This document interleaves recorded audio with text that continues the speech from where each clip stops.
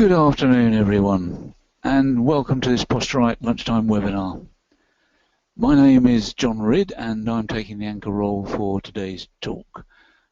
Today's talk is entitled Designing a Good Working Environment, and our speaker is Posturite's very own Catherine Metters. I'm sure many of you will already know Catherine. She is the principal consultant for the Workrite consultancy division of Posturite, and she has extensive experience in offering health and safety advice in a wide range of businesses, both large and small, industrial and commercial, both in this country and abroad. So I'm certainly looking forward to hearing her views on work environments.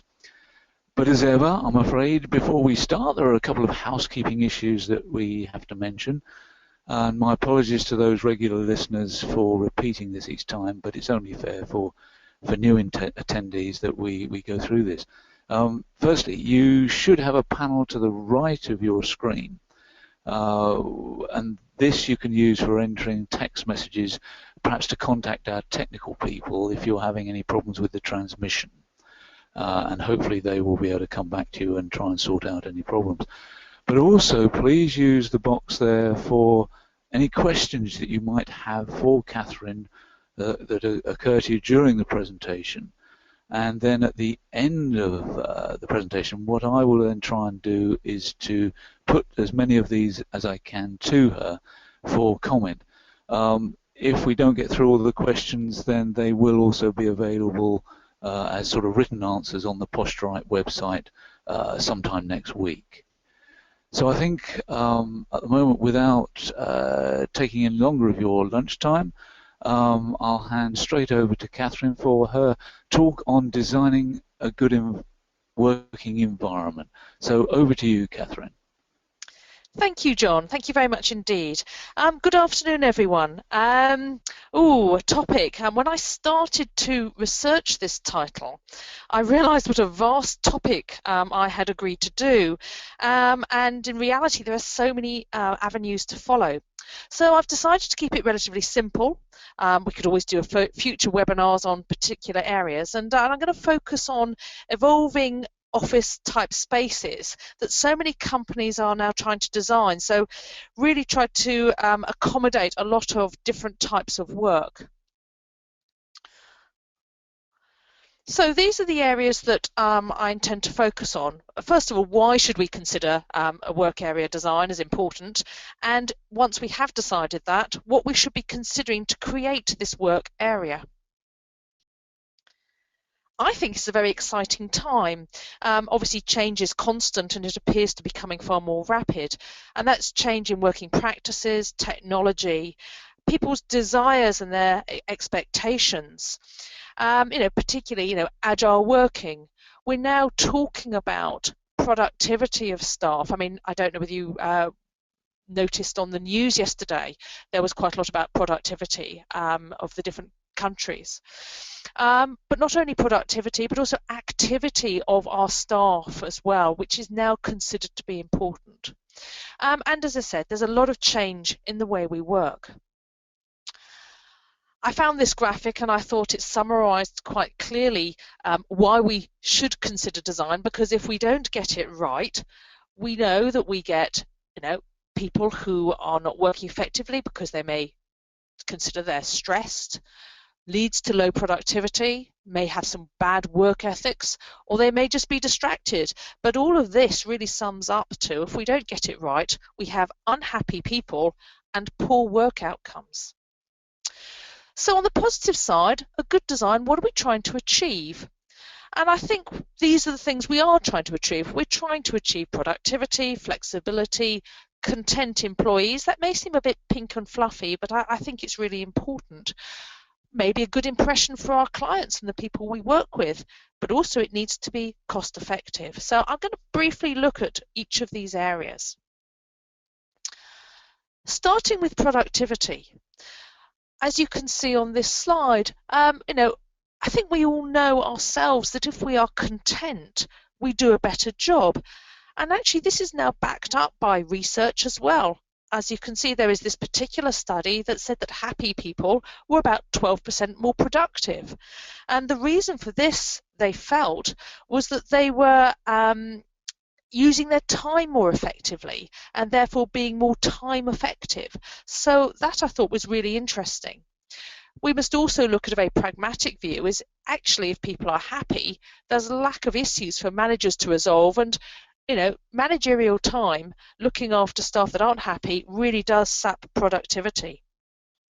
If you think personally, yourself, last time you had a headache, or maybe you had a shoulder pain, or maybe somebody was talking very close to you, how distracting was that? How much did that affect your productivity? So I think we have some significant things to look at for productivity. I found this lovely graphic, and there are numerous pictures on the internet, but I think we would all agree that many of us would find that this area was not particularly effective for us to work in and might actually produce a poor productive output.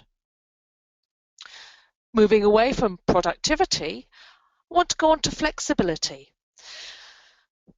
We need to consider how we work. We need to think about, do we all work independently all the time? What roles require us to work with people or on our own? We also need to try and factor in how the work may change in the future, because we need our workspaces to be able to change and accommodate and support the work that we do. We also need to be sure that we are able to adapt to the needs of our employees, maybe physical needs, maybe individual preferences, and we may need to make reasonable adjustments for people who have particular requirements. So it is important that we make our spaces flexible. I thought again this was a lovely image, and I'm not sure that the output of all these three would be particularly good. And if we thought, is this space flexible? Well, if actually these people were required to communicate with each other, I think sitting side by side does not actually promote good communication. If, however, they're being expected to work on their own, then actually being so close to each other probably isn't helping them either. So a fairly extreme example, but I thought it just helped to illustrate what I was trying to say. What about the impression we have on others and on our clients? I think a good design could be the difference sometimes between us getting a contract or not. If we remember or we think about our own first impressions and what judgments we make about people and places by what we see. I think there's a lot of sort of think, well, how are they treating their employees? How are they managing to promote, and allow them to work? And is that how they're going to treat and respect us? So I think actually an impression for the people we work with is really important. It also would allow us to use things in promotional material and also raise the profile of the company if we get things right. What about the good old cost effective? I think any design must be cost effective these days. We don't have the luxury of having spare cash lying around. But I would suggest that actually if we get the design right, our employees will be more productive. Therefore, the return on our investment should be fairly quickly achieved. I've noticed also myself, the cost of changing a design once it's been done is so much more expensive than getting it right first time. So I think time spent, resources spent getting it right first time is definitely cost effective. The other thing is making it flexible will give us more longevity out of our design and the equipment that we have. So again, I think that will add to the argument that a good design that fulfills our criteria will be cost effective. I love this slide, another interesting one. I think we would all agree that very much innovative, do we actually think it's productive, let alone safe? So made me smile, and I think again a good illustration. So having looked at the reasons why we want to get our design right, I think we now need to focus on what we need to consider when we are doing our design. And I've tried to break it down into these areas. So people, as in our people, the tasks that they do. An interesting one, the location of the area that we are going to do this design in. And obviously we have to make sure the safety and welfare requirements are also sorted. So again, I'm going to just have a look at these different areas. What should we consider about the people? I think we would all agree that people need suitable lighting, heating, air quality, sound, and also a good physical design to support them in their work. And if we look at how people react very well generally to choice and control. We like natural environments. We like to be able to personalize things, but we also like a bit of routine. Again, I think you can probably all associate with these things. So looking at the tasks, when we consider design, we need to consider what tasks are being performed and in what way are they going to be performed. So, are the tasks we're designing for, is it about individuals? And do they need areas where they can concentrate in? Do they need to be creative? The area you create for both of those might be slightly different. Are we designing for groups? And if we are, do they need discussion? Or are they going to work on their own and then discuss things, so do sort of more of a collaborative area? Are they going to be fairly creative or active? Each one of those, I think we need to be quite clear on before we start looking at our design to ensure that we actually get something that's fit for purpose. Here are a few examples that I found, mainly of sort of open plan offices. And I think if we look at the top two, we might look at the top left-hand one and think, gosh, interesting, it's fairly, got some interesting features, but we might be concerned about the lighting in it. And if we had a lot of people communicating and talking, I think there could be maybe some auditory issues here. So this may be suitable for some sort of work where people are working alone, trying to concentrate, as long as the noise levels were kept down. If we look at the top right, again, a fairly standard working area, obviously looking to have people working independently. If we were looking for creativity, I'm not sure this necessarily is an area that would stimulate me, and I'm not sure that actually I'd like to work in it for a long period of time. Now, the bottom two, obviously mugged up, but again, I think it is interesting, and it's an interesting thought about what people think about shared work areas on the left. And on the right, humans are always innovative, and 5 minutes, you've got to thank him for his ingenuity. Now, I just touched on open plan, and I think for a lot of people, we are designing more open plan areas, but actually people don't react very well to it. And I had a little mooch around looking at some articles and on the internet, and I've come across a list, and this is the one I chose to sort of bring up, which sort of gave a sort of summary of what people feel or particularly dislike about open plan offices. Interestingly enough, when I did some research about what people liked about open plan offices, I did not find many articles at all.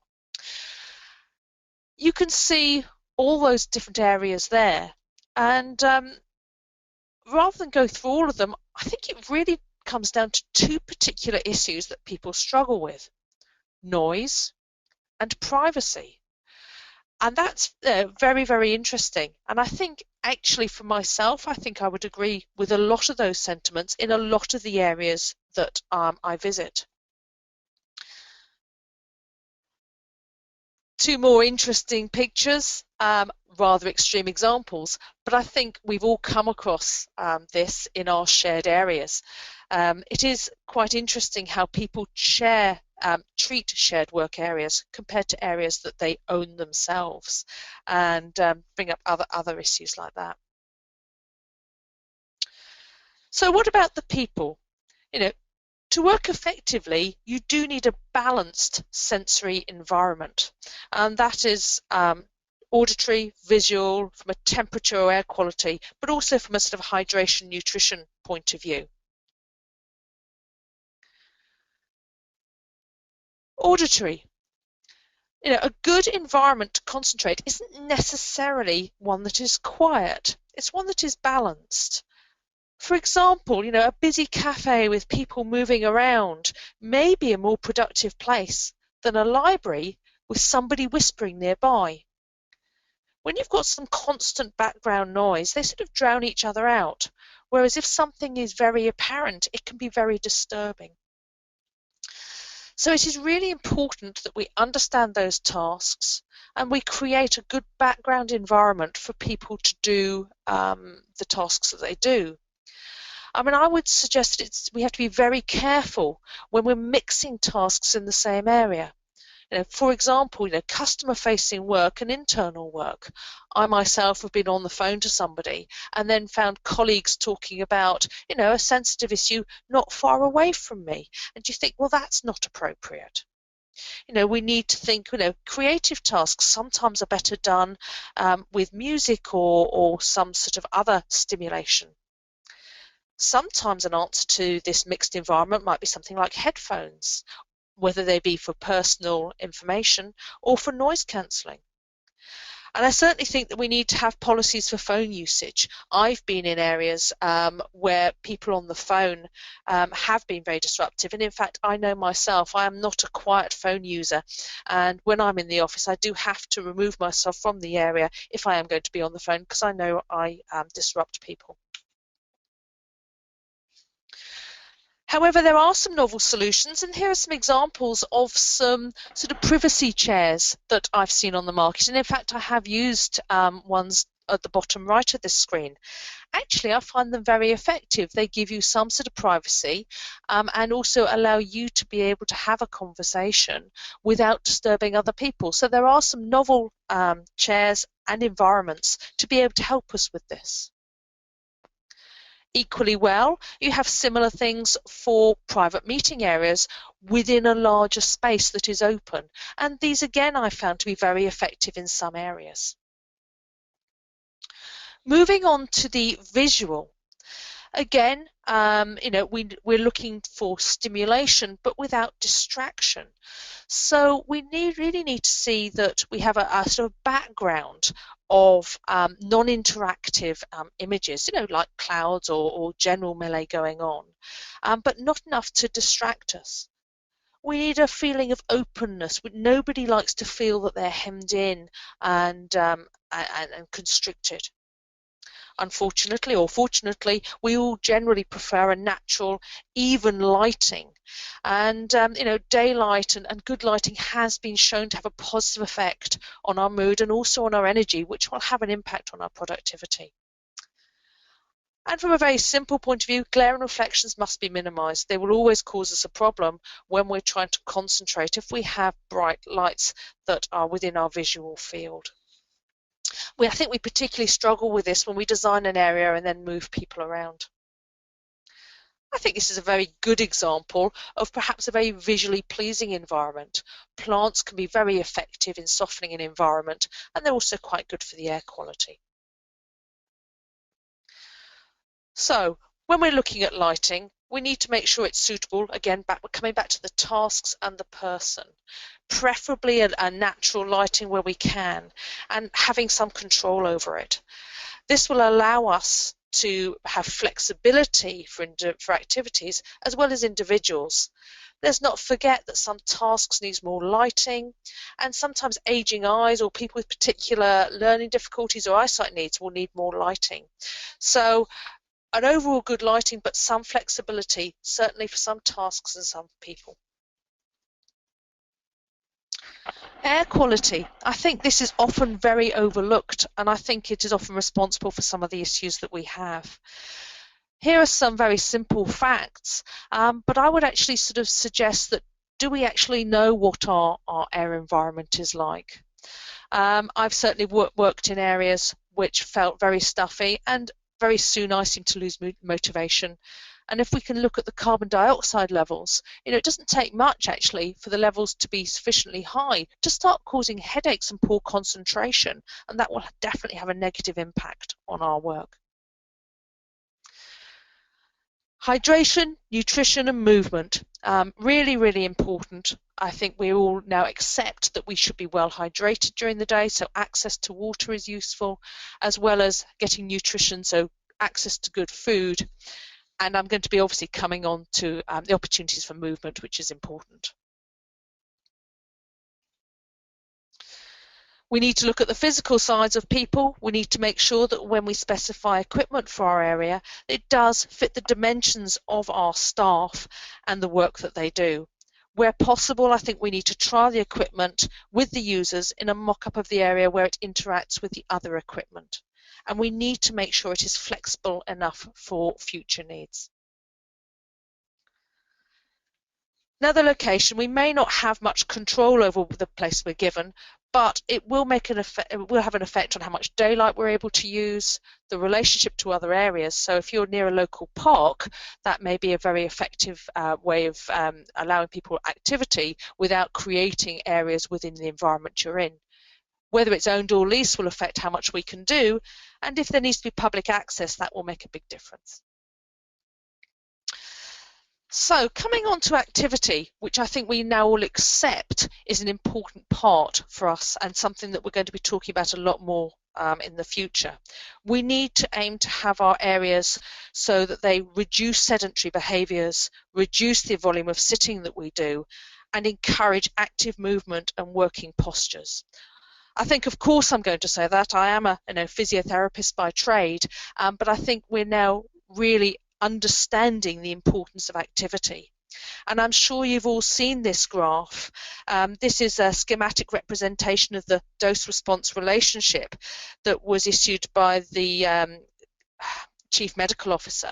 And this just shows how a small amount of increased activity can have a big impact on the risks of ill health. And so it is not a question of always doing sport, but just moving more throughout the day.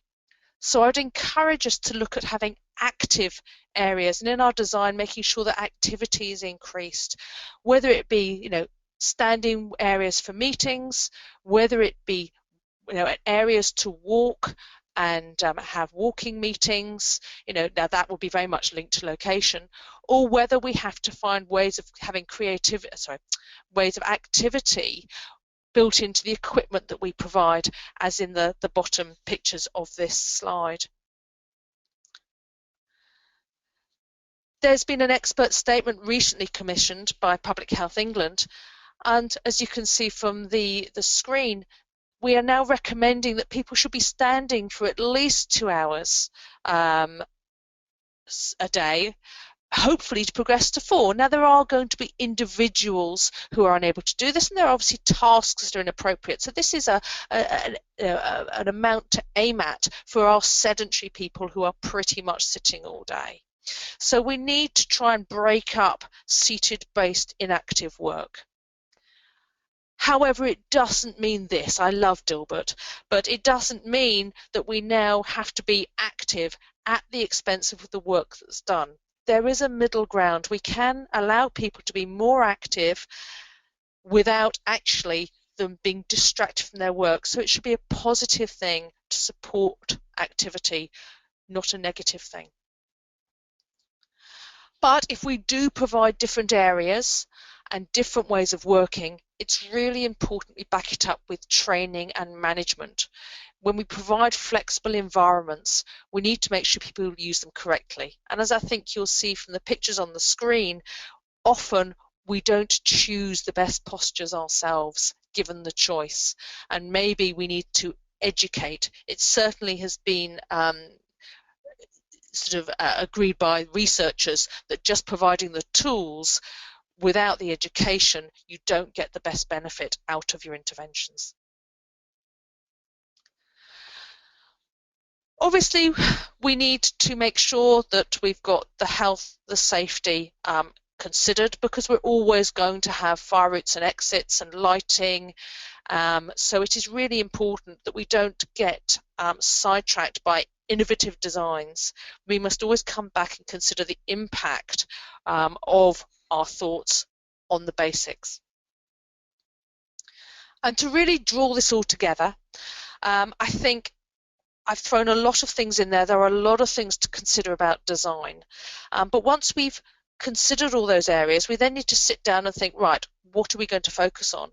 And this brought me back to sort of the basics of project management and the sort of the Moscow principle. So once we've actually got all our information, I think we then need to think, right, what must we have for our design? And I would say, obviously, you know, things that support productivity, things that are suitable for people. I've been involved with a design where they had a particular theme and they chose a chair because it had the same name as the particular theme. Now, one has to sort of question as to whether that was the right decision. Surely we should make sure that that chair was the suitable one for the design. Then you've got the S, which should have, so things that we should have, which might include flexibility, which give us more longevity. Then we need to have what could it have, and then that must be, you know, things that, you know, maybe if we haven't got a park nearby us, maybe providing an active working area would be effective. And then finally, what we would like to have that may not be able to have this time, but maybe have in a future design. Now, maybe we wouldn't be able to have all our desks electrical height adjustable, but maybe we could have some of them. So if you worked through the MSCW and you made sure that you have all your M things done and your S things done, and then work through that list, I think we are more likely to get an effective design than perhaps where we get now. And that, gosh, I've had to rattle through that. I hope that's provided some sort of background for you and stimulated some thought as to how we can get some really good designs. It really is an exciting time with a lot of change, as I say, and with that productivity and the activity that we are now trying to provide for our staff. I really think we have a bright future ahead of us. So, John, back to you. Okay, and thank you very much, Catherine, for that very interesting presentation as usual.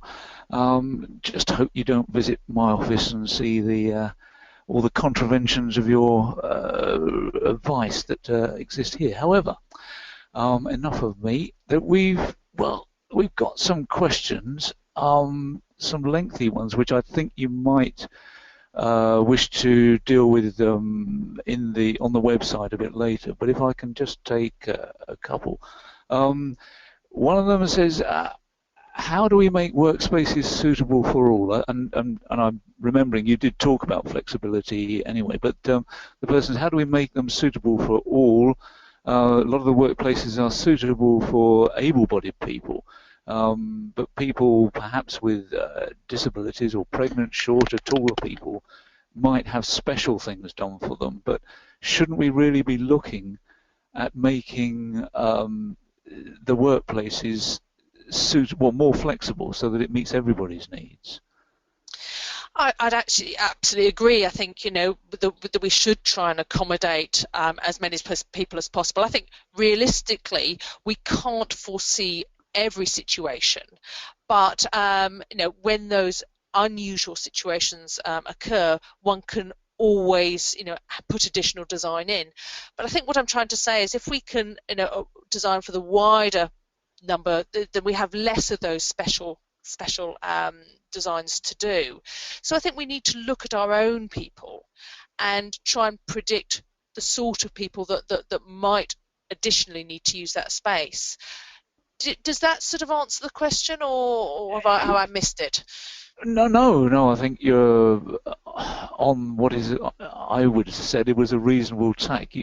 It's very difficult, even with modern technologies, to design a workplace that suits or is flexible enough to suit absolutely everybody.